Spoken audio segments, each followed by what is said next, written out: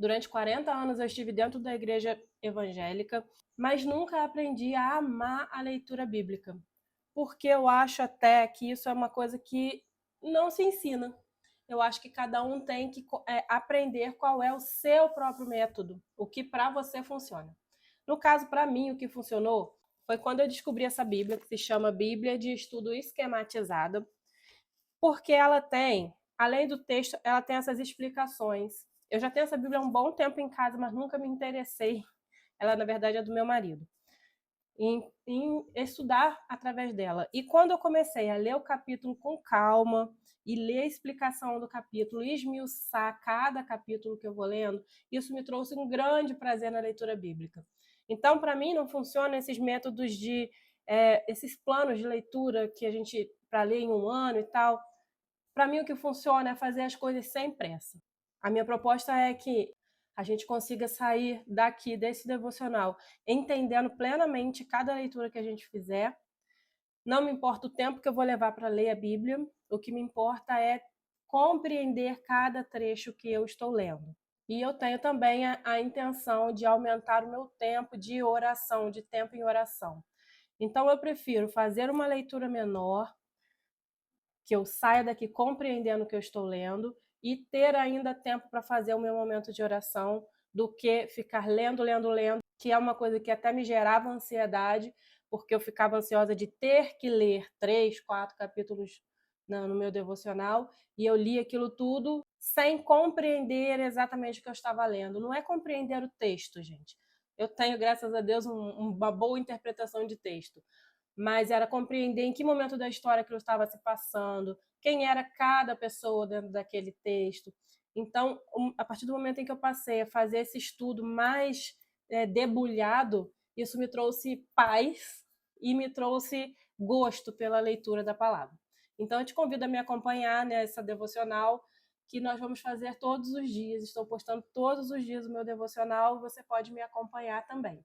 Vamos lá? Então, eu faço assim todos os dias. Eu leio o capítulo, eu leio a explicação e depois eu faço as minhas anotações com as minhas palavras do que eu entendi. Dessa maneira, eu tenho certeza de ter entendido e também isso me ajuda na fixação. Depois eu leio para vocês o que eu anotei aqui também. Vamos lá? A leitura do capítulo 5. A sexta visão, o rolo voante. Tornei a levantar os olhos e vi, e eis um rolo voante. Perguntou-me o anjo: que vês? Eu respondi: vejo um rolo voante.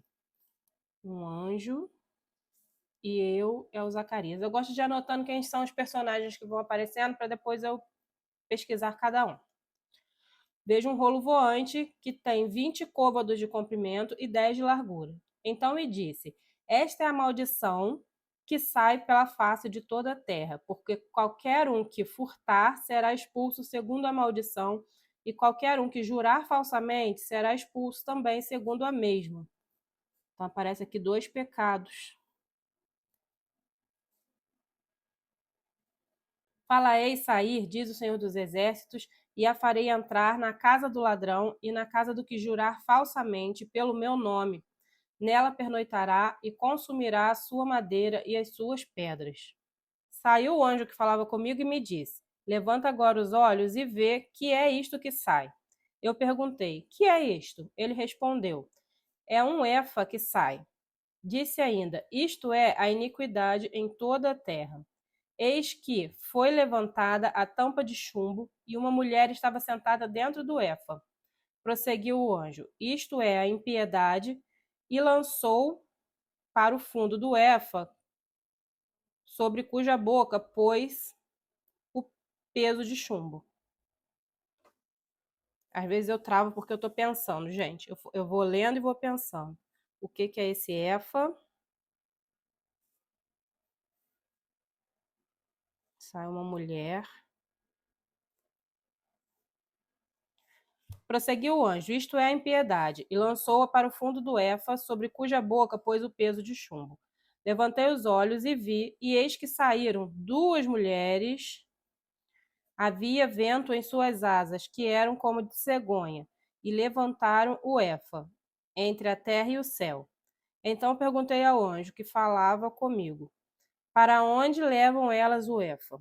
respondeu-me, para edificarem àquela mulher uma casa na terra de Sinar. E estando esta acabada, ela será posta ali em seu próprio lugar. Vamos ver a explicação. Não compreendi muito bem, não. Capítulo 5, do 1 ao 4. A explicação da Bíblia é o seguinte. Nesta sexta visão, Zacarias viu um enorme rolo com acusações escritas em ambos os lados, contra os ímpios. Esse rolo era denso. Dessa maneira, possivelmente, todos poderiam ler o seu conteúdo, ou ele poderia conter a lista de todas as infrações contra a lei de Deus. As dimensões indicam que o rolo estava aberto. Logo, seu julgamento poderia ser anunciado. A visão demonstrou que Deus estava planejando purificar a terra e destruir todos os infratores. Então, aqui, quando eu risquei aqui 2 pecados, o que ele diz na explicação é que, por ser um rolo muito grande, aqui estavam as dimensões aqui do rolo, possivelmente nele estivessem descritos não só esses 2 pecados, mas todos os pecados que infringiam a lei de Deus. E ele fala que essa visão demonstrou que Deus estava planejando purificar a terra e destruir todos os infratores. Fala, esse aí, diz o Senhor dos Exércitos, e a farei entrar na casa do ladrão e na casa do que jurar falsamente pelo meu nome. Nela pernoitará e consumirá sua madeira e suas pedras. É uma visão de julgamento de Deus. O capítulo 5, do 5 ao 11. Nesta sétima visão, Zacarias viu uma mulher sendo levada em uma cesta para a terra da Babilônia. Deus mostrou, então, esse éfa que a gente circulou ali atrás é uma cesta. Ela estava sendo levada no éfa. Vou até pesquisar aqui. Na visão de Zacarias 5, o éfa é um grande cesto ou recipiente, usado no comércio, que na visão profética simboliza a iniquidade, o pecado e a impiedade acumulada pelo povo de Israel. Então, já temos uma dúvida a menos. Sendo levada para a cidade de Babilônia. Babilônia sempre representou coisas imorais, né? Pecados. Deus mostrou que tomaria a iniciativa de remover a iniquidade da terra. A cesta era um éfa, que armazenava somente 5 galões, um espaço muito pequeno para uma criança, sem falar para uma mulher chamada iniquidade. Quando a iniquidade tentou escapar, não lhe foi permitido sair da cesta, demonstrando que Deus estava no controle da remoção da iniquidade. Entendi. Capítulo 5, versículo 9. Esta estranha figura de uma criatura parecida com uma cegonha carregando um cesto pode ter alguma relação com a sua vida? Sempre essa Bíblia faz uma relação entre o texto que a gente leu e a nossa vida e Jesus Cristo. Ele sempre faz essa ponte com Cristo. Esta estranha figura de uma criatura parecida com uma cegonha carregando um cesto pode ter alguma relação com sua vida? Nessa imagem incomum, Deus é, uma vez mais, retratado como aquele que toma a iniciativa de remover nossa iniquidade, exatamente como ele fez com Josué. A gente estudou isso no capítulo 3, que ele removeu a iniquidade de Josué, purificou, as vestes dele. A mesma remoção era retratada anualmente quando o sumo sacerdote estendia suas mãos sobre o bode, confessava os pecados da nação e enviava o bode para o deserto. Jesus cumpriu essa cerimônia quando o Senhor fez cair sobre ele a iniquidade de todos nós. Jesus cumpriu todo o presságio da remoção do pecado ao suportar o castigo do pecado sobre ele mesmo. Louve a Deus porque os seus pecados se foram para sempre. Então ele faz essa ponte com Cristo pelo fato de Deus nesse capítulo estar demonstrando que ele retiraria o pecado, afastaria o pecado de Israel. E isso encerra o capítulo 5. Acho que dá pra gente fazer o capítulo 6, né, gente? Os dois são bem pequenininhos. Vou ler o 6, então. A 8ª visão, os 4 carros. Outra vez levantei os olhos e vi, e eis que 4 carros saíam dentre 2 montes, e estes montes eram de bronze. No primeiro carro, os cavalos eram vermelhos, no segundo, pretos, no terceiro, brancos, e no quarto, baios. Baios são malhados, né? Todos eram fortes. Então perguntei ao anjo que falava comigo: que é isto, meu senhor? Respondeu-me o anjo: são os 4 ventos do céu que saem de onde estavam perante o Senhor de toda a terra. Então, os 4 cavalos são os 4 ventos que saem de onde estavam perante o Senhor de toda a terra. Gente, eu tô com a garganta hoje meio ruim. O carro em que estão os cavalos pretos sai para a terra do norte, os brancos após ele e os baios para a terra do sul. Saem assim os cavalos fortes, forcejando por andar avante, para percorrerem a terra. O Senhor lhe disse: ide, percorrei a terra. E percorriam a terra.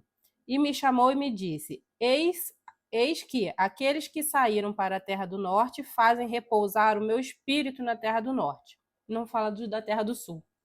A coroação de Josué, o renovo.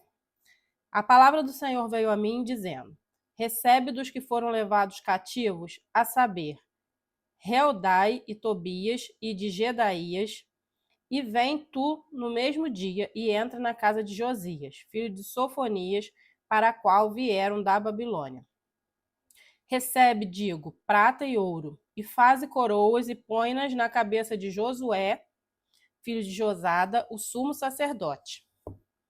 E dize-lhe: assim diz o Senhor dos Exércitos: eis aqui o homem cujo nome é Renovo. Ele brotará do seu lugar e edificará o templo do Senhor. Ele mesmo edificará o templo do Senhor. Então, o renovo, que a gente já viu esse renovo no capítulo anterior, que é Cristo, edificará o templo do Senhor. E será revestido de glória, assentar-se-á. Então, isso aqui é uma profecia de Cristo, né?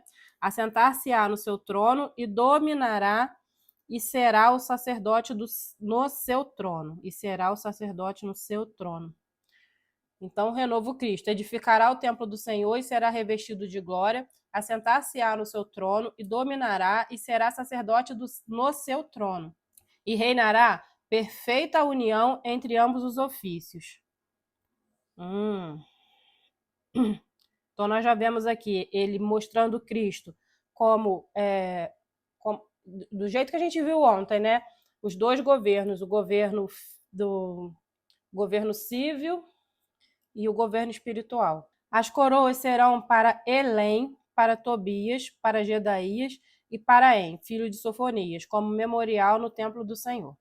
Aqueles que estão longe virão e ajudarão no edificar o templo do Senhor, e sabereis que o Senhor dos Exércitos me enviou a vós outros. Isto sucederá se diligentemente ouvirdes a voz do Senhor vosso Deus. Leitura do 6 está feita. Vamos ver a explicação? Se deve pegar um copo d'água, gente, minha garganta hoje está arranhando. Aliás, em todos esses dias, essas primeiras gravações, eu tive com a garganta bem ruim. Vamos lá, então, a leitura da explicação do capítulo 6. Nesta 8ª visão, Zacarias viu 4 carros com cavalos coloridos andando pela terra para realizar as ordens de Deus. O livro de Apocalipse 6, do 1 ao 8, utiliza uma imagem semelhante, porém, João atribuiu julgamentos específicos para cada cavalo colorido. As cores devem fazer parte de um simbolismo aqui, no entanto, não está claro. O que está evidente é que Deus está controlando os afazeres das nações e um dia julgará todos que oprimem o seu povo. Então, Deus está controlando os afazeres das nações, nada do que está se fazendo vai ficar impune. Nós estamos vivendo momentos bem próprios dessa passagem, né, no nosso Brasil. A Babilônia caiu, capítulo 6, versículo 8. A Babilônia representou por muito tempo o poder da iniquidade no mundo. No livro de Apocalipse, João retratou o mal da mesma maneira, utilizando a Babilônia como símbolo do ódio contra Deus e contra o seu povo. Apocalipse 17. Nesta visão, um anjo anunciou: caiu a grande Babilônia. Apocalipse 18, 2. E uma vasta multidão no céu respondeu às boas novas, gritando: Aleluia! Apocalipse 19:1. Nosso Deus é o Senhor de toda a terra. O mal não terá a última palavra. Exatamente como o exílio na Babilônia não foi a última palavra. Quando os opressores foram julgados e a ira de Deus contra o pecado tiver sido totalmente liberada, a morte já não existirá, já não haverá luto, nem pranto, nem dor. Anseie por esse dia. Clame em favor de todo o povo de Deus. Vem, Senhor Jesus. Então, a Babilônia aqui, se essa explicação do versículo 8, é porque quando ele fala que me chamou e disse: Eis que aqueles que saíram para a terra do norte fazem repousar o meu espírito na terra. Então, essa terra do norte é a Babilônia e o Espírito de Deus repousará ali. Então, essa é a queda da Babilônia. Tá vendo, gente, como que é satisfatório entender? O capítulo 6, do versículo 9 ao 13. As primeiras 4 visões de Zacarias culminam na revelação de ser Josué o símbolo de Jesus, o servo renovo, que viria e tiraria todo o pecado em um único dia. Zacarias foi acordado de súbito para receber a segunda das 4 visões. Elas culminam aqui com a visão da mesma pessoa, Jesus, o rei sacerdote.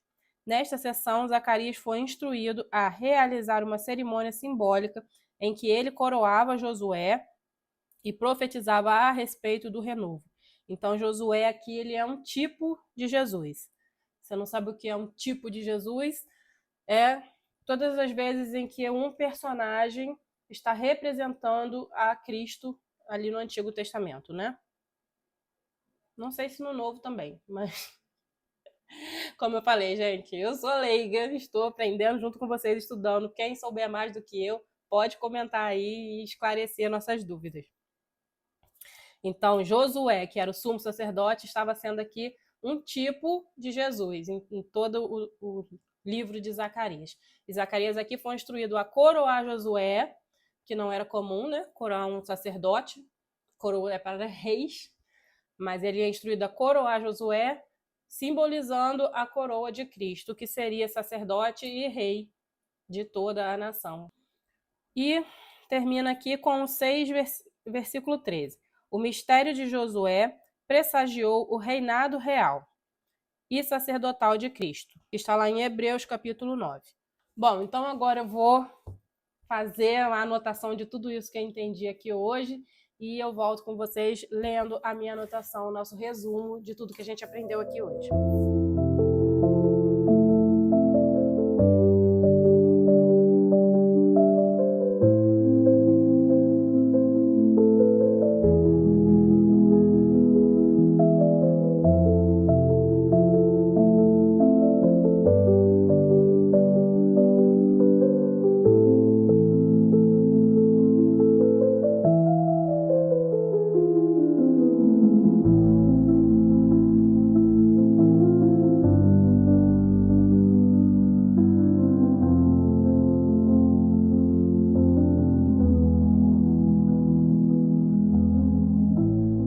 Ok, vamos lá, o meu simples parecer sobre esses 2 capítulos.